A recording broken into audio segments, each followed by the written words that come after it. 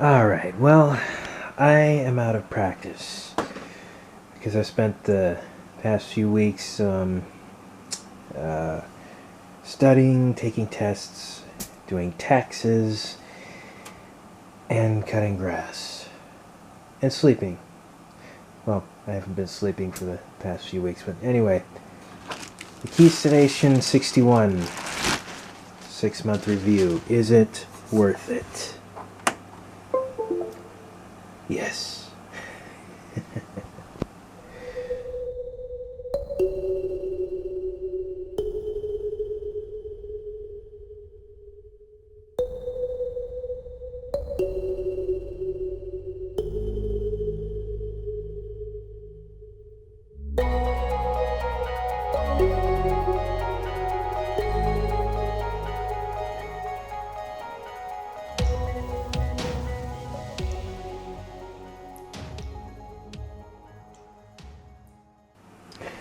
So after 6 months of using this, I can say it has been worth the leap that I took to buy it. It was kind of a point when I wasn't sure I should buy anything else, but actually logically I probably shouldn't have. But creatively it's been a good investment. I've made more albums, more EPs, actually mostly EPs and singles, more music than I would have with just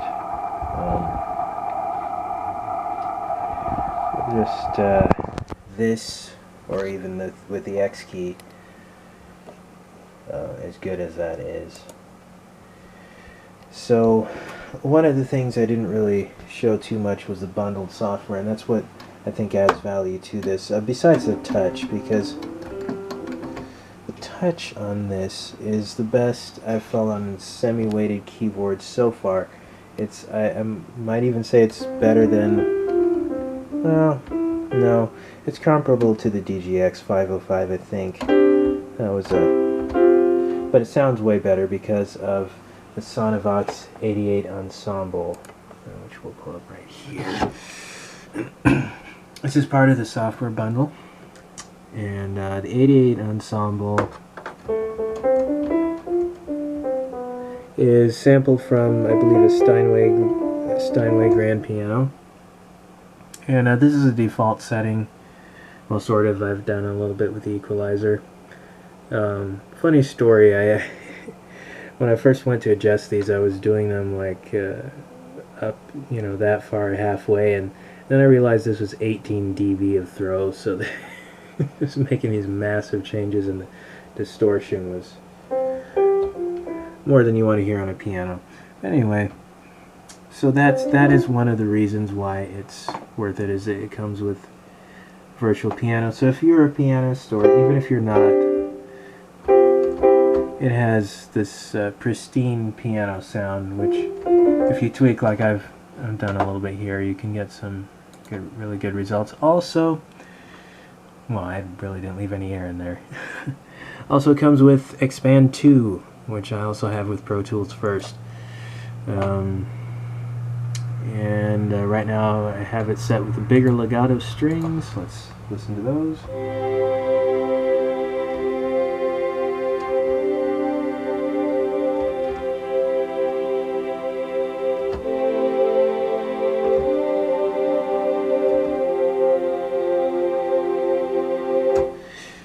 I do have a couple tracks I use this on. I used these strings on my Christmas EP, Concepts Christmas, and also on the single Remember, I used this string patch.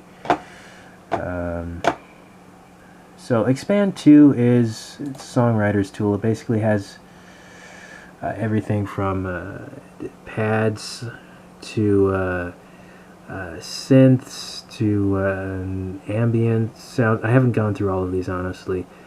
Lead sounds, acoustic and electric pianos, organs, clavinet, strings, excuse me, brass, woodwind, mallets, guitars, ethnic. Even has I think they call it the drum chooser. So the selector. You have like a kick selector and a snare selector, and as you can see here, you can load 4 different instruments. So like I have the legato strings there. I could go ahead and put a repulsator and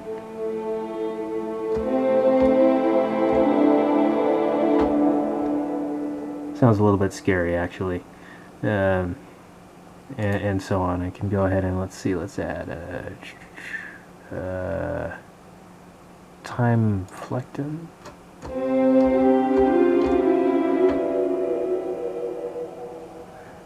Let's hear that one by itself.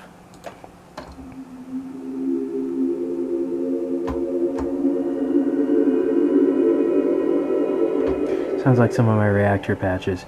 Anyway, that is let's expand, a wealth of sounds, and so I found it to be very useful in my production workflow. Now, of course, the big issue here was these transport controls, and a lot of people have said they have problems with those working, and I did too. They were just playing piano notes at maximum velocity, as I've said before. But there is a fix for that, and after working on it, I got it to work in Ableton.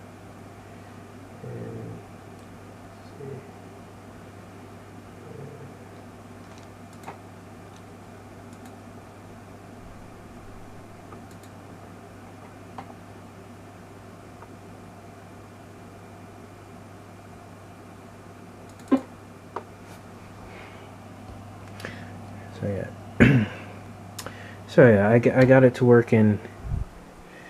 So yes, Ableton Live turned out to be the answer for getting this to work properly. I made a whole video on that. I also tried to get it to work in Pro Tools, but that didn't work out. It just wouldn't. I could not get them to work in Pro Tools for some reason.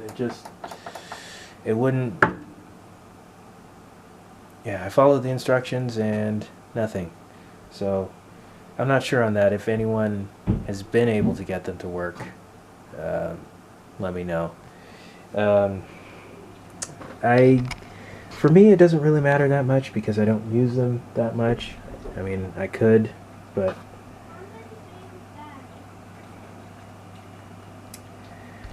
for my workflow, with the limited control anyway, if I really did want to control Reaper, I'd want to get something like the Panorama, or P6, I think, and that is that it can control Logic and Reaper and a lot of other stuff. But that was more expensive than this.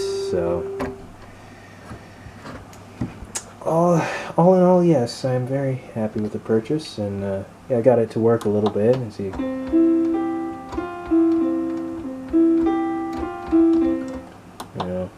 And so this is Ableton, so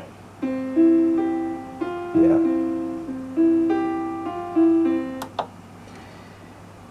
So other than that, yeah, there isn't much to say.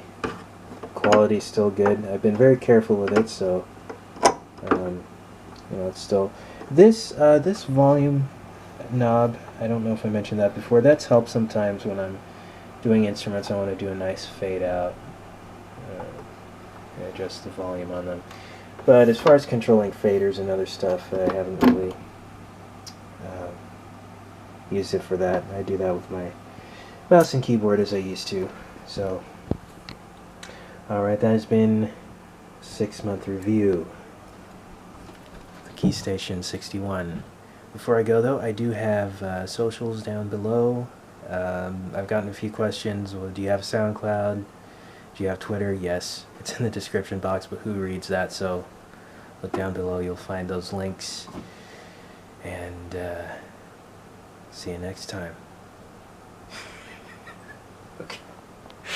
That's a bit much.